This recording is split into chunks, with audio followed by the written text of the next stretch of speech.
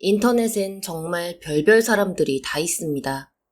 그 중에서도 악의적인 댓글만 달고 다니는 사람이나 빤히 보이는 거짓말로 관심을 끌려는 사람을 보면 저들은 과연 현실 사회에서 어떻게 생활하고 있을지 살짝 궁금해지기도 하는데요. 지금부터 이야기해볼 인물이 바로 온라인상에서 눈살 찌푸려지는 짓만 골라서 했던 그 허언증 관심종자입니다. 그가 온라인이 아닌 오프라인에서 어떤 삶을 살아가고 있었고 종국엔 어떤 끔찍한 일까지 벌이게 되었는지 확인해 보시기 바랍니다. 주간 악당 카시와시 무차별 사건 편입니다. 직장을 은퇴하고 평화로운 노년을 보내고 있는 73세 이치로 씨는 2013년 10월 공원에서 길고양이들에게 먹이를 주고 있었습니다. 그는 오랜 시간 살뜰하게 길냥이들의 밥을 챙겨왔는데요. 그때 한 청년이 다가와 불쑥 말을 붙였습니다. 와, 고양이 진짜 귀엽네요. 청년은 눈을 반짝이며 고양이를 조심조심 쓰다듬었습니다. 이치로 씨는 자기만큼이나 고양이를 좋아하는 것 같은 20대 초반의 젊은이를 미소 띤 얼굴로 바라보았습니다. 2달이 흐른 2013년 12월 공원 구석에서 고양이 한 마리가 죽은 채 발견됐습니다. 이치로 씨는 큰 충격을 받았습니다. 이 길냥이는 굶어서도 병에 걸려서도 사고를 당해서도 아닌 누군가의 손에 의해 고의로 목숨을 빼앗긴 게 명백했기 때문입니다. 그런데 이게 끝이 아니었습니다. 이후 한 달 사이에 고양이 사건은 이 주변에서 무려 4번이나 더 발생했습니다. 총 5마리의 길냥이가 나쁜 사람 혹은 사람들의 손에 희생된 겁니다. 경찰에 신고해봐야 발벗고 나서줄 것 같지도 않아서 이치로 씨는 직접 범인을 잡기로 결정했습니다. 그래서 매일 밤 마을을 한 바퀴씩 순찰하기로 하는데요. 야심한 시각 아무도 없는 으슥한 공원. 그때 저 멀리서 손전등 불빛 하나가 나타났습니다. 이치로 씨는 설마 범인인가 싶어 빠른 속도로 불빛을 향해 다가갔고 몇 걸음을 앞에 두고 얼핏 손전등을 든 사람의 얼굴을 볼 수 있었습니다. 그때 그 청년. 이치로 씨는 의외의 상황에 좀 놀랐습니다. 몇 달 전 고양이가 귀엽다며 친근하게 말을 걸어주었던 20대 초반의 남자가 그곳에 있었기 때문입니다. 그는 반가운 마음에 청년하고 남자를 큰 소리로 불렀습니다. 그러자 황당한 일이 발생했습니다. 고개를 돌려 이쪽을 본 남자가 아는 척을 하기는커녕 냉큼 등을 돌려 달아나듯 자리를 피하는 겁니다. 이치로 씨는 좀 섭섭하긴 했지만 노인네 상대하는 게 불편한 모양인가 보다 하며 곧 대수롭지 않게 넘겼습니다. 이후로도 늦은 밤 공원 순찰을 돌 때 종종 멀찍이에서 청년을 발견한 적이 있었으나 그는 괜히 아는 척하지 않고 일부러 피해 주었습니다. 해는 바뀌어 2014년 3월 5일 집에서 텔레비전을 보던 이치로 씨는 낯익은 얼굴에 갑작스러운 등장에 그만 굳어버리고 말았습니다. 고양이를 좋아하던 청년. 웬일인지 늦은 밤 공원 으슥한 곳에서도 몇 번 목격할 수 있었던 바로 그 남자가 양손을 포박당한 채 경찰에 연행되고 있었기 때문입니다. 청년의 정체는 바로 치바현 카시와시 무차별 살상 사건의 범인 24살 남성 다케이 세이즈였습니다. 다케이 세이즈는 1990년 치바현 나가라야마시에서 태어났습니다. 부모는 동네에서 부동산을 운영하고 있었는데 꽤 성업을 했던 터라 경제적인 문제는 전혀 없었고 가족 간의 특별한 갈등도 없었던 것으로 알려져 있습니다. 이런 원만한 환경에서 나고 자란 아이라면 별 문제 없이 사회화가 될 수 있을 것 같지만 다케이 세이즈는 예상과는 좀 달랐습니다. 그는 어려서부터 다른 사람들과 눈을 제대로 마주치지 못하는 등 생활에 적응하기 어려워하는 모습을 보였습니다. 지금이라면 아이가 제대로 발달하고 있는 게 맞는지 걱정하는 어른들이 많겠지만 당시엔 그저 소심한 성격을 타고났다고만 생각해 주변에서 별 신경을 쓰지 않았습니다.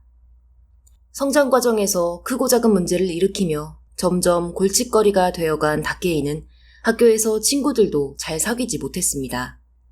추후 변호사는 법정에서 다케이가 어릴 적 집단 따돌림이나 학교 폭력을 당해 인격 형성에 문제가 생겼다고 주장했지만 인터넷에 등장하는 동창들의 이야기는 조금 달랐습니다. 말 섞기가 어려울 정도로 유별난 데가 있었다는 겁니다. 이맘때 아이들은 친구들의 관심을 끌기 위해 자기가 가진 물건을 자랑하고는 하는데요. 보통은 옷이나 신발, 전자제품, 학용품 등이고 아이돌 굿즈 같은 걸 자랑하는 친구도 있습니다. 하지만 어느 날 갑자기 초등학교 고학년이었던 다케이가 친구들 앞에 내보인 것은 놀랍게도 전기 충격기와 나이프였습니다. 그러면서 이걸로 같이 강도질을 하러 가자고 친구들을 꼬드겼죠. 초등학생한테 저런 물건이 있다는 것도 신기하지만 호신용이 아닌 범행을 목적으로 지니고 다닌다는 게 평범을 넘어서도 한참 넘어섰다고 밖에는 볼 수가 없습니다. 그러니 학교와 동네에서는 다케이 세이지에 대한 나쁜 소문이 돌았는데요. 만약 이때 가족이나 교사가 아이의 성격장애를 의심하고 교정이나 치료를 시도했다면 추후 발생할 끔찍한 사건을 예방할 수 있었을까요? 그러나 2000년대 초반, 시대가 시대인 만큼 주변에선 그저 중2병이 좀 빨리 온 초딩 정도로만 인식했습니다. 그나마 다른 아이들이 다케이의 나쁜 꼬드김에 넘어가지 않았다는 사실이 다행이라면 다행입니다. 이렇게 다케이 세이주는 더욱더 친구와 주변 사람들 사이에서 고립되어 가고 있었습니다. 사회성이 0에 수렴하는 그도 친구 아닌 친구를 만들 수 있는 공간이 있었는데 바로 인터넷 채팅 사이트였습니다. 일본 최대의 포털 사이트 야후 재팬에서는 한때 야후 채팅이라는 서비스를 제공했는데요. 이곳은 1대1 대화보다 특정 주제나 방제 아래 여러 사람들이 모여 대화를 하는 방식이 인기를 끌었습니다. 다케이는 초등학교 고학년 때부터 학교만 끝났다 하면 채팅방 이곳저곳을 기웃거리며 매일 야후 채팅에서 살다시피 했습니다. 재미있고 유익한 이야기만 오가는 공간이라면 참 좋았겠지만 어디에서나 분위기를 흐리는 문제적 인간은 있기에 마련이고 다케이는 하필이면 그런 사람들만 모이는 채팅방에 들어가 온갖 거짓말과 허세를 늘어놓으며 질낮은 대화를 이어나갔습니다. 그러다 14살이던 해 그는 채팅방에서 다퉜던 사람과 밖에서 실제로 만나 몸싸움을 하게 되었습니다. 주먹 다짐 정도였으면 별 문제 없이 끝날 일이었겠지만 뭐가 그렇게 화가 난 건지 다케이는 평소 가지고 있던 나이프로 친구를 공격해 중상을 입혔습니다. 그 길로 곧장 소년원으로 끌려가게 된 다케이. 약 2년 정도를 소년원 생활을 하다 집으로 돌아온 그는 이젠 아예 학교도 그만두고 더욱 본격적으로 채팅만 했습니다. 그는 사람들의 관심을 갈구하며 더욱 저질스러운 이야기들을 쏟아냈지만 채팅방 사람들은 그를 그저 온라인상의 흔한 찐따라고만 생각했지 실제로 칼부림을 하는 놈일 거라고는 생각조차 못해 다케이가 아무리 눈살 찌푸려지는 소리를 해도 흥미반 조롱반으로 제법 상대를 해주곤 했습니다. 이러니 현실 친구라곤 단 한 명도 없는 다케이가 신이 나지 않을 수가 없겠죠. 그는 동물을 학대하는 영상을 촬영해 뿌리기도 하고 일본의 악명 높은 살인범들의 이름을 줄줄 읊으며 존경을 한다느니 어쩐다느니 떠들면서 저급한 관종짓을 이어나갔습니다. 그러다 다케이는 또다시 소년원에 끌려갑니다. 야후 채팅으로 사귄 친구를 협박하고 가스라이팅해 수치스러운 영상을 찍어 올리게 만들었기 때문입니다. 거기다 유명 커뮤니티에 살인을 예고하는 글을 작성하라고도 시켜 경찰들이 바짝 긴장하기도 했습니다. 영상을 올리고 글을 작성한 피해자는 18세 미성년자인데다 지적장애까지 있었습니다. 그래서 온라인에서 사귄 사람의 명령을 사리분별 못하고 따랐던 거죠. 사회적 약자 중에서도 약자인 자를 일부러 골라 비열하고 유치한 방법으로 괴롭힌 다케이 세이주. 그는 두 번째로 들어간 소년원에서 얌전히 있다가 갑자기 혼자 화를 내고 소리를 지르며 책상을 엎어버리는 등의 난동을 부려 여러 번 독방 신세를 졌습니다. 관심을 끌고 싶어서였는지 위협적으로 보이고 싶어서였는지는 모르겠지만 안타깝게도 그의 발버둥은 결실을 맺지 못하고 주위로부터 비웃음만 샀습니다. 청소년 버전의 야인들만 모여있는 소년원에서 중2병 같은 게 통할 리가 없었습니다. 그렇게 약 2년을 무의미하게 살다가 20살에 다시 집으로 돌아오게 된 다케이. 성인이 되었으니 이제 철이 좀 들었을까요? 그랬다면 주간학당에 소개될 일이 없었을 겁니다. 다케이는 또다시 집에 틀어박혀 채팅에만 몰두합니다. 하지만 하도 수준이 떨어지다 보니 이젠 채팅방에서조차 다케이를 상대해주는 사람이 거의 없었습니다. 온라인에서 망나니 짓을 못하면 오프라인에서라도 해야 직성이 풀렸던 그는 가족과 이웃을 해코지하기 시작했습니다. 약간의 생활소음만 들려도 바깥에 있는 사람들에게 고래고래 고함을 질러댔고 어머니에게 부엌칼을 들이밀며 돈을 내놓으라고 협박을 하기도 했는데요. 더 이상 이 꼴을 보고 있을 수 없던 다케이의 형은 다른 동네에 월세방을 얻어 동생을 집에서 내보내버립니다. 그리고 혹시나 하는 마음에 동생을 끌고 정신과에 가보는데 여기서 그가 받은 진단은 조현병 초기였습니다. 조현병 증상이 있는 이를 혼자 살도록 한 것에서 추후 다케이의 가족은 일본 국민들에게 큰 비판을 받았습니다. 2013년 독립한 23살의 다케이 세이주는 여전히 인터넷이나 하면서 하루하루를 보냈습니다. 그는 지금으로 치면 유튜브 채널 같은 것을 개설해 종종 라이브 방송을 하기도 했는데요. 여전히 관심이 고프고 허세가 고픈 다케이는 채팅으로 알게 된 친구에게 불쌍한 척을 해 무려 60만엔, 우리 돈 약 600만 원을 빌린다는 명목으로 사기친 뒤 그 돈으로 전신에 문신을 하고 우통을 벗은 채로 방송을 진행합니다. 그리고는 수집한 기들을 자랑하기도 하고 마약을 했다며 주사기를 내보이기도 했습니다. 여러분도 눈치채셨겠지만 다케이 세이주는 하는 짓이 초등학생 때와 요만큼도 달라지지 않았습니다. 10여 년이 넘는 오랜 시간 동안 아무도 올바르게 관심받는 법을 가르쳐주지 않았던 걸까요? 아니면 본인이 배울 생각이 없었던 걸까요? 보면 볼수록 참 답답하기만 합니다. 그렇게 흉측한 꼬락서니로 웹캠 앞에서 아무 말 대잔치를 하며 살던 어느 날, 다케이는 돌연 자신이 오랫동안 품었던 테러 계획이 있다며 주절주절 이야기를 늘어놓기 시작합니다. 강도질로 돈을 빼앗아 총을 산 다음 공항으로 가 비행기를 납치, 그러니까 하이제킹을 해 그대로 도쿄에서 가장 높은 건물인 스카이트리로 돌진하겠다는 겁니다. 사회에 복수를 하고 경종을 울리기 위해서라는데요. 조롱하는 재미로 다케이를 상대해주고 있던 사람들은 이런 그의 발언에 누구도 진지한 관심을 보이지 않았습니다. 다케이는 무시당한 것에 화를 내며 점점 더 이상한 소리만을 반복했지만 그럴수록 사람들의 비웃음만 커질 뿐이었습니다. 2014년 3월 3일 밤 11시경 다케이는 채팅방에 큰일을 치르고 오겠다는 말을 남긴 채 집을 나섰습니다. 비행기를 납치할 때 필요한 총을 사기 위해 진짜로 강도질을 시작하기로 한 겁니다. 그는 까만 모자와 선글라스, 흰 마스크로 얼굴 전체를 가린 상태였는데 한 손에는 소를 잡을 때 쓰는 길고 날카로운 우도를 들고 있었습니다. 다케이는 지나가는 젊은 여성에게 다가가 저기요 하고 말을 걸었습니다. 여성은 다케이가 들고 있는 우도를 보지 못했고 그저 좀 수상한 헌팅남 정도로만 생각을 해 빠르게 몸을 피했습니다. 첫 범행 시도에서 실패를 한 다케이는 곧장 다음 대상을 찾았습니다. 이번에는 지나가던 젊은 남성이었는데요. 무작정 부터 들이대고 겁박하는 다케이에게 남자는 두려워하기는커녕 왜 이래? 돈 달라고? 하면서 기를 빼앗으려는 시도까지 했습니다. 남성은 이 과정에서 손을 크게 다쳤지만 다케이는 흉기 앞에서도 태어나기만 한 상대에게 두려움을 느껴 돈에 디귿자도 뱉지 못하고 도망을 쳤습니다.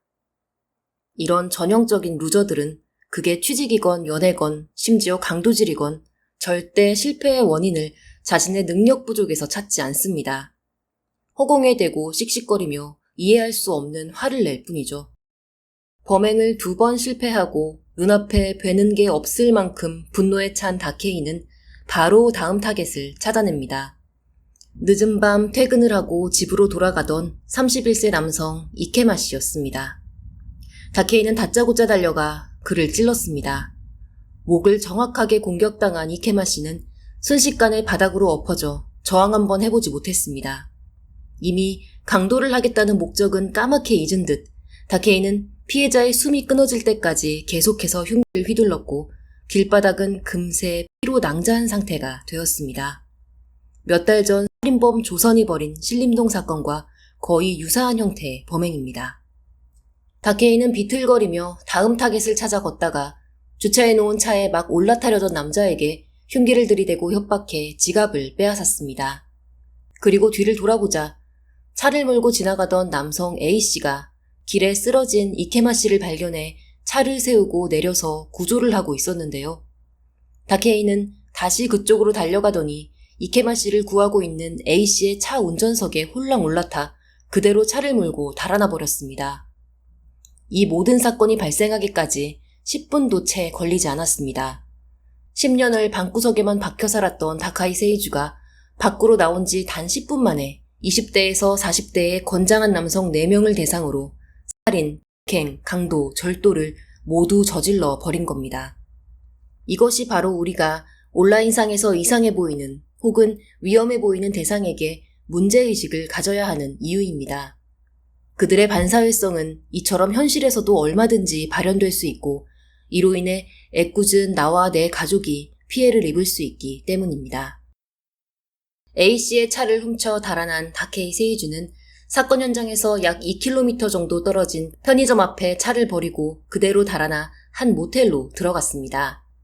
텔레비전을 켜자 이미 나라는 발칵 뒤집혀 있었고 다케이는 그게 너무 좋아 흥분을 가라앉히지 못했습니다.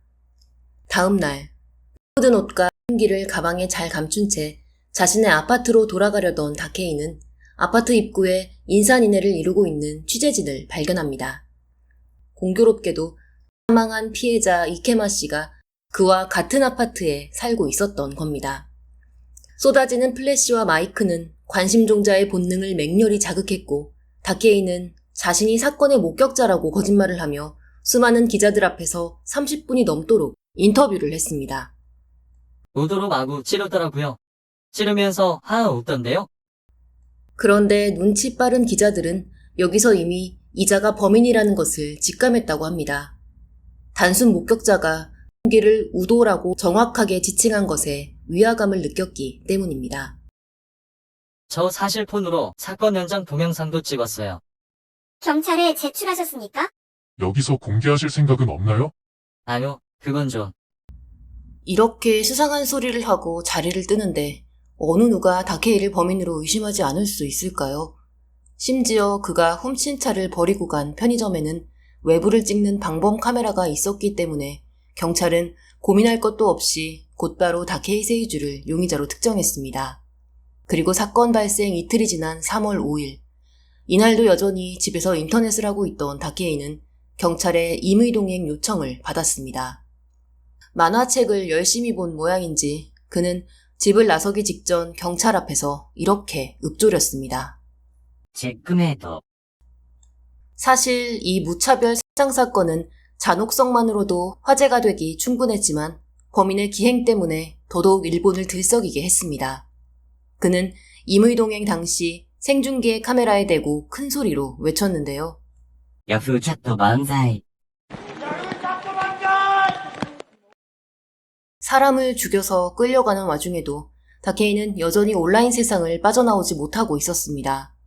이렇게 한심하기 짝이 없는 종자 때문에 성실한 청년 한 명을 잃게 되었다는 현실에 일본 국민들은 크게 분노했고 또 크게 슬퍼했습니다.